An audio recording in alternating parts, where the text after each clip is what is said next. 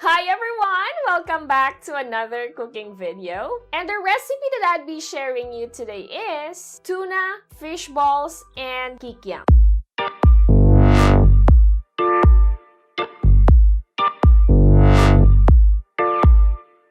Yes, that's right. So today, I would be sharing with you another two recipes using Mia Tuna. If you have been a follower of this channel, I'm sure na napanood na ninyo yung previous two recipes na ginawa ko gamit din itong pinakabagong tuna in town, Mia Tuna. So gumawa na ako ng tuna macaroni salad and tuna lasagna. But if you haven't watched it yet, make sure to check on our previous videos. And so ngayon, gagawa ulit tayo ng dalawa ninyong paboritong snack recipes, ang fish balls and kikiam. Pero gagamit tayo ng tuna flakes in oil. And of course, ipapakita ko rin sa inyo kung paano gumawa ng simpleng fishball sauce. And these two recipes na i-share ko sa inyo today, sa halagang 100 pesos, makakagawa ka na ng paborito ninyong snack sa bahay. And of course, ito ay maganda ding business idea para sa inyong lahat. So if interesado kang gumawa ng homemade fish balls and kikiam gamit ang tuna flakes in oil, make sure to keep on watching.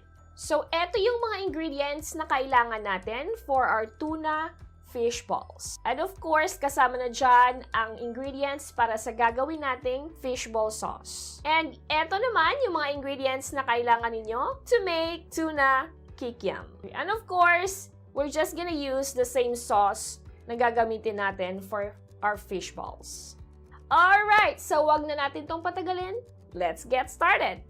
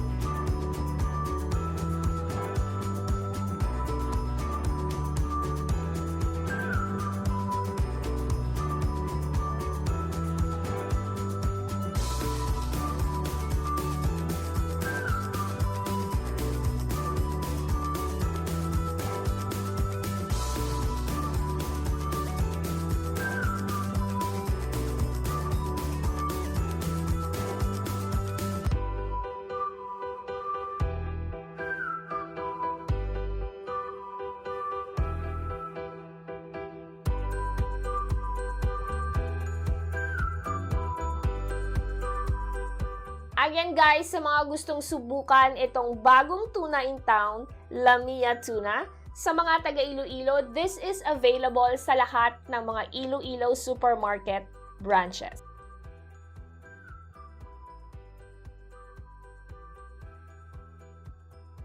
So there you have it, our tuna, fish balls, and kikiam, and of course with a simple fishball sauce. I hope you enjoy watching this video. Please don't forget to like and share. And for the complete recipe details, make sure to check on the description below. And if you have any questions, suggestions, or any clarification, drop a comment below and I'd be happy to check them out. And as always, please don't forget to subscribe to our YouTube channel. Click on that little bell so you will get notified every time we upload a new video. You can also like and follow us on our Facebook page.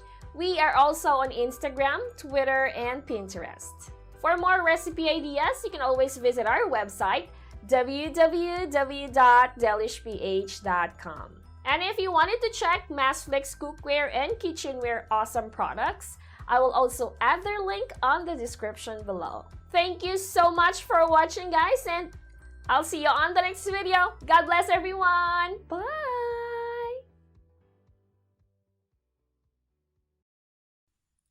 Flakes cookware and kitchenware for the love of cooking. Click the link on the description for more information.